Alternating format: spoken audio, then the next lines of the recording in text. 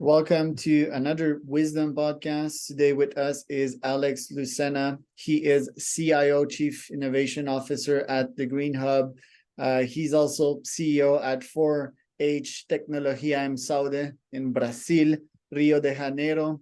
I was about to try to speak Portuguese, but I won't. I am still practicing my Portuguese, but very interesting guy, this Alex. The Green Hub is technology and innovation hub for cannabis. So we're going to talk about 420 stuff today.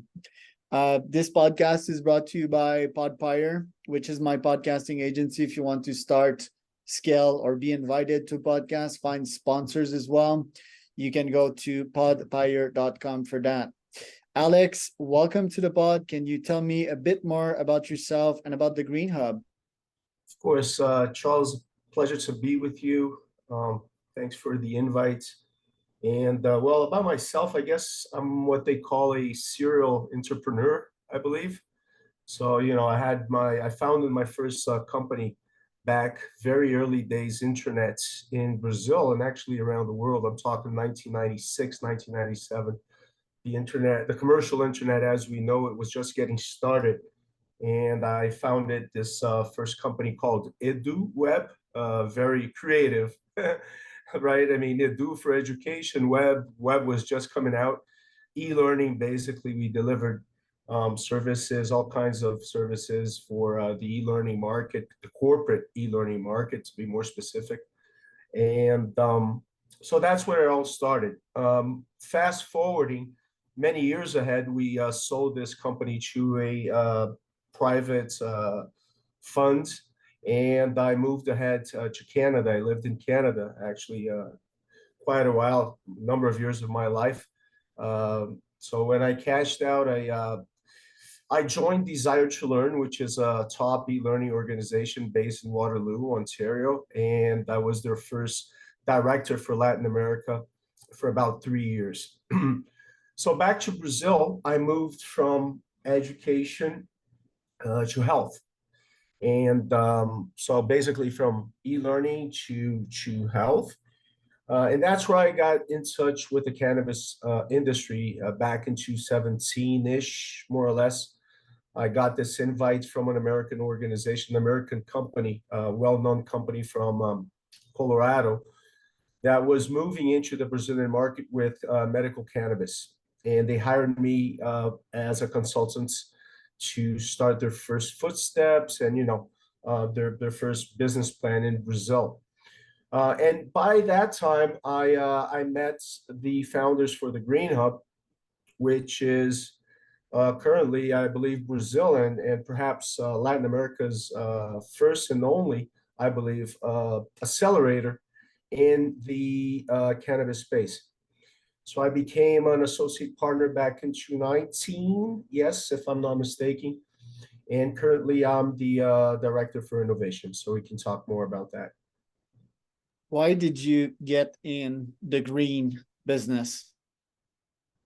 Well, like I said, I was was parachuted in the industry, actually. I was invited by this American company, and they found a reason afterwards. I said, well, why did you guys find me? And they said, well, basically because of your background in education and e-education, because to this point, this is a key word: information, education, knowledge in the cannabis industry overall, right? So that's what we do day in and day out. We educate, we evangelize different, stakeholders within the industry, within the ecosystem. And so I got involved almost by mistake, but I fell in love with the industry very much. I mean, I didn't know anything back seven years ago, and nowadays I'm like, wow, the potential is outstanding, both not just for the medical side of the business, but of course the industrial and why not the so-called recreational or adult use of cannabis, right? So there's enormous potential of investments and for companies all through the spectrum Let me put it that way. So, Because me being from Canada, it's legal there, and I mean, I started smoking weed at like 15. same Um, here. it was probably for recreational purposes, and Yeah, that then as I matured and understood that having fun wasn't scalable, well, having fun that in that intensive way, right? What goes up must come down. I yeah, started using cannabis for scalability purposes. In my case, as an entrepreneur, lots of stress, right? So CBD.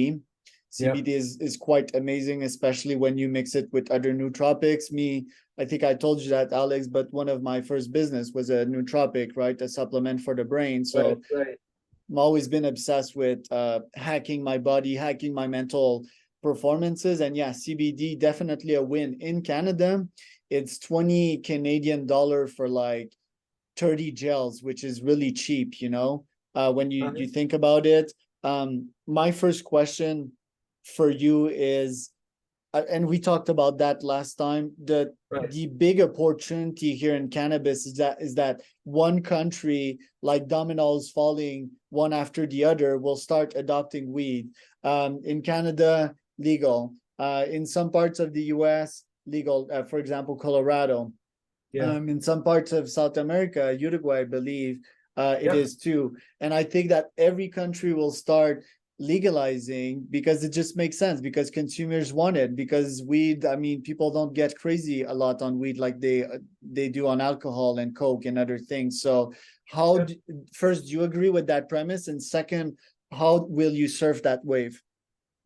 I do agree with that. I mean, we need to be very responsible. I mean, talking about weed, right? I mean, it is clear that, I mean, it's not recommended that people start smoking weed before an adult age, right? Like we did, I mean, in Canada. But generally, that's how it goes, and it doesn't make sense at all. I mean, the so-called war against drugs, as in, having weed in the hands of people that treat this plants, which is so incredible in terms of what it can do for medical and industrial purposes, and for mental health purposes as well, for people to keep that in the hands of the black market.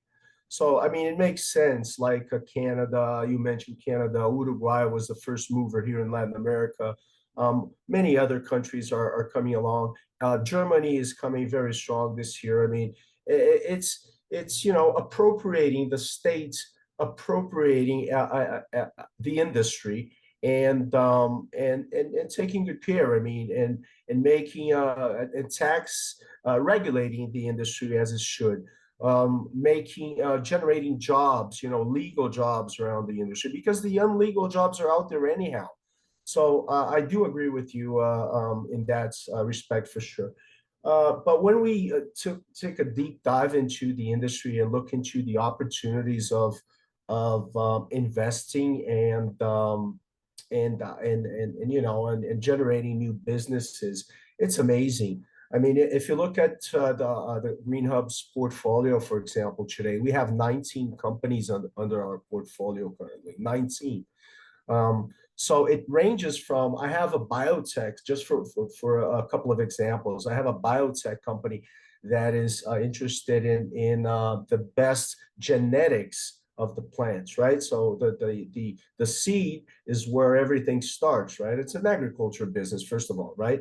So I have a biotech company looking just into genetics of seed, just one example. I have companies that are launching creams, that are launching drinks, that are launching cosmetics using not just CBD and THC that are the most famous cannabinoids, but there are over 100 cannabinoids that can be combined in formulations, right? I have companies that are using hemp as for the fashion industry, because that's actually where it started back, so many five when the first Portuguese came to Brazil, for example, the ships, all everything was made out of hemp, right? So which is a cousin a close cousin of cannabis, right? It's hemp basically is cannabis with very low, almost nil THC associated. So the plant is incredible, and when we look at the opportunities to us, we're just really getting started. The challenge here in Brazil specifically now is really regulation. When do you think that will be? Man, that's the million Billion dollar dollar question. question. It's really because it's all about politics. If you at the end of the day, right? It's all about ideology. It's all about asking the question who and what industries are not interested in moving ahead with this agenda. I mean, that's basically what it's all about. When prohibition started in the U.S. Back in 1940s or 20s, I mean, there were some industries such as cotton, such as the industry of alcohol that you mentioned, industries, such as tobacco, which was not interested in the development of the overall cannabis industry at all. Okay, and there was big propaganda against the plants. And what we see now, not just in the U.S. but around the whole world, that people are realizing that this plant can be very beneficial in many ways. And when it comes to health specifically, and there's a lot of universities. I can mention, for example, McGill University in Canada has a research lab for over 30 years now, researching the potential of the plant. Just one example out of many that I could provide. So, when you start looking at the potential in, you mentioned stress, anxiety, but I mean, there's like epilepsy, autism. The benefits for third age companies are third people that are growing elder people is, for example, is another one. So, anyways, are you there? Yep, So, I still mean, there. we can keep going, but please interrupt. Yeah, I want to talk about your background first because I've seen you started at MIT. You founded a bunch of companies. I love serial entrepreneurs. A bunch of people think that word is like not trendy. I do think it is. I do consider myself a serial entrepreneur as well, which is someone that is constantly creating and aligned with this capitalism model. I think it's the best model to live a fun life, depending on your type of personality. Tell us about all the businesses you founded before that. Yeah, thank you. Well, you mentioned in the beginning of 4-H. 4-H is my company with my brothers.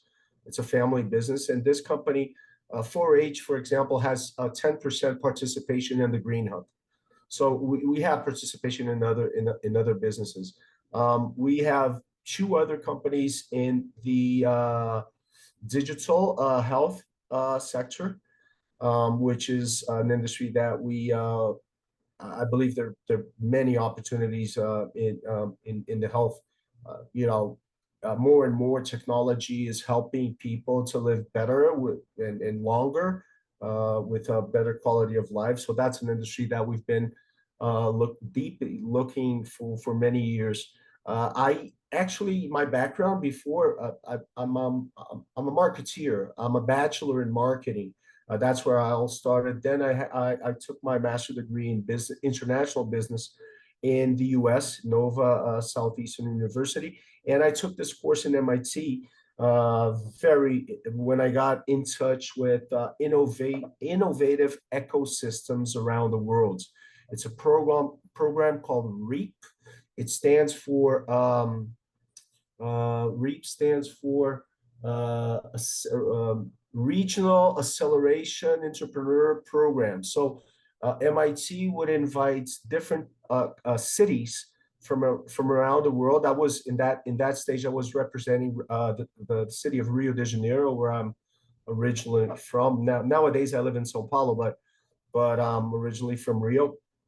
And at the MIT, we would have cities from different parts of the world exchanging experience on what is the best. I mean, what are the benchmarks when it comes to innovative cities, innovation places? And the framework is the following. Basically, they have a pentagon where they look at cities that have a strong university system, academy, have investors, corporations, startups, and a solid presence of government, finance. If you think about Silicon Valley, for example, when it started, I mean, the American government dumped a lot, tons of money in that program. So for me, it was a incredible experience. That's back about 9 years ago or so, and that's where I fell in love with the word innovation ecosystems, and now I try to apply that knowledge as much as I can to the cannabis sector, dealing with different stakeholders. So the Green Hub basically is in between this pentagon, connecting investors with startups, connecting corporates with investors, and so forth. So it's great experience. I mean, overall, I lived altogether about 13 years of my life between U.S. and Canada. And I like to take advantage of the different culture, not just culture as in local culture, but the business culture that I can gain the experience from working with you Canadians, with the Americans, and actually nowadays all over Latin America, which is a completely different experience. I mean, I need to tap into Spanish now and then. My Spanish, believe it or not, is not as good as my English. I mean, we kind of Portuguese and Spanish speakers, we mix, we invent this new language called Portuñol. It's a mix of Espanol with Portuguese, and we managed to communicate perfectly. But it's quite different. I mean, different business environment anyhow. Very, very interesting, challenging. I love it.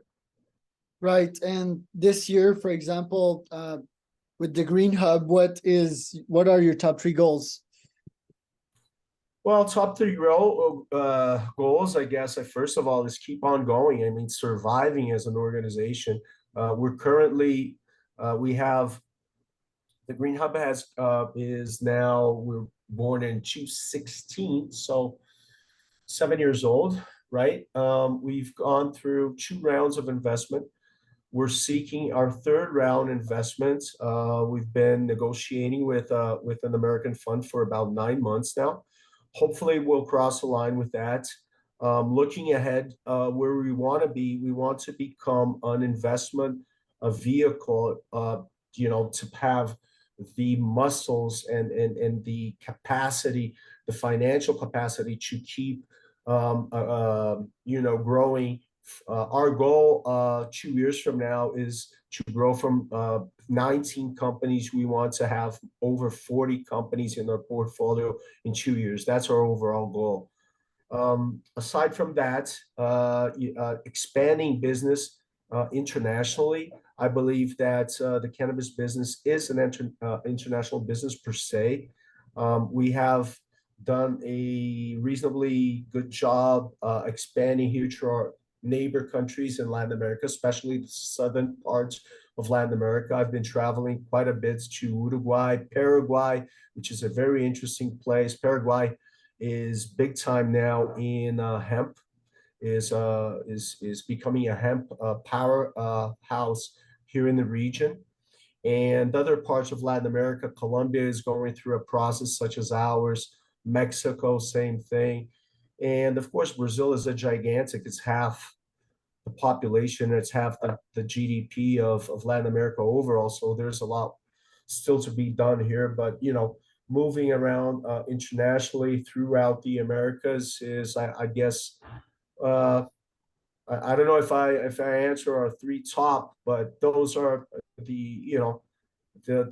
our main objectives in the short run. Financing ourselves, moving internationally, and growing our portfolio.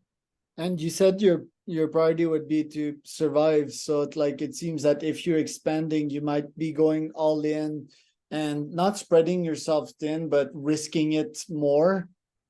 So how does one, I mean, in this startup world, you can't survive, it's like thrive or nothing, because surviving is dying, sort of. So Yeah. how will you make sure to actually keep the coffins full, keeping the growth there, and investing in the future so that the Green Hub thrives? Yeah, that is a great question, and that's our main challenge. I mean, how to keep monetizing despite investment, right? So, I mean, think about the Green Hub in three pillars. First, I believe I mentioned education is our number one pillar. We put up, just as an example, a seminar here in Sao Paulo called Cannabis Thinking Event. That is has become like a one of those main events during the year here in Brazil and Latin America. So we monetize from events. Example, I mean, when it comes to education, we consider our events as an education product, if you will. We do have courses that we have launched in the past, and we monetize again education. So we have a course for entrepreneurs. If you want to be an entrepreneur in the cannabis industry, we have a course to help you do that. We are teaming up with McGill. This is something that's just coming out of the oven. New course in conjunction with McGill. So we monetize in education. The second pillar is consultancy.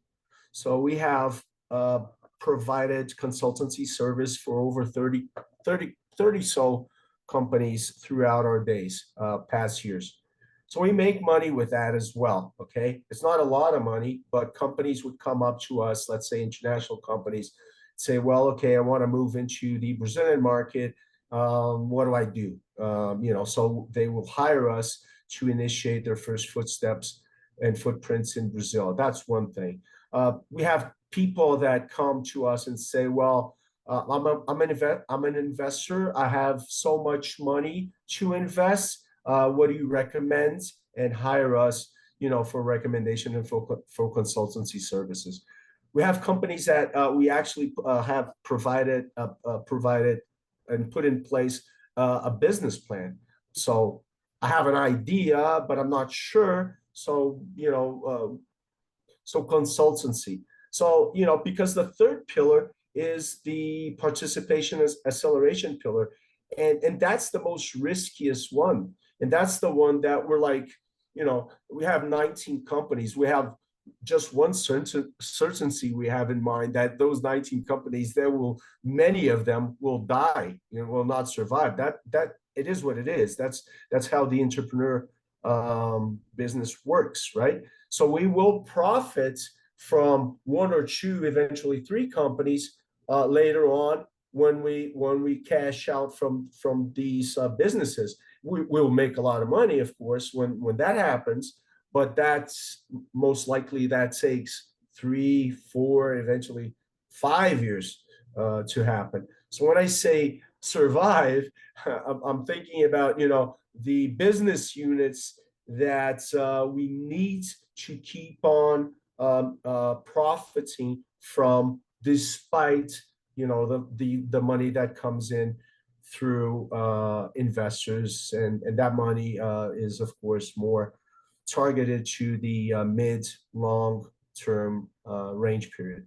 I don't know if I answered your question, but Yeah, you did. Last question for you. What yes. innovations have you seen in the sector? For example, I've seen some quite innovative bongs. For example, I forgot the name of the company, but it was like, yeah, this amazing system. I think you kind of had to QR code scan it, and then it was like activated towards the user only and so forth. So there's a bunch of cool products out there. There's a bunch of products that are made directly from cannabinoid as well. What innovation are you seeing in the industry?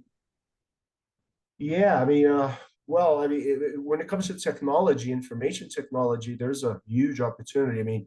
If you think blockchain, for example, right? You need to monitor from in the US, they call it from seeds to sales, right?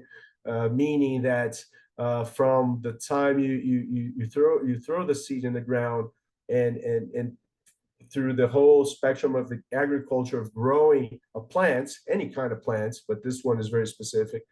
Then you transform that in, and the raw material will serve so many different industries, and the sales is the point of sales, right? So the seed all the way to the dispensary, right? Which is a big business per se, right? You get into logistics, you get into all kinds of other opportunities. But I don't know. I think there's opportunity in the food industry. If you think about cannabis as a plant that is very rich in protein, right? Very rich in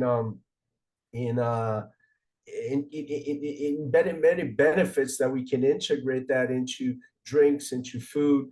I see potential and change because of the sustainability. If you think ESG out of the box, it's one of those plants that has the potential of capturing carbon, cleaning the soil and the air. So,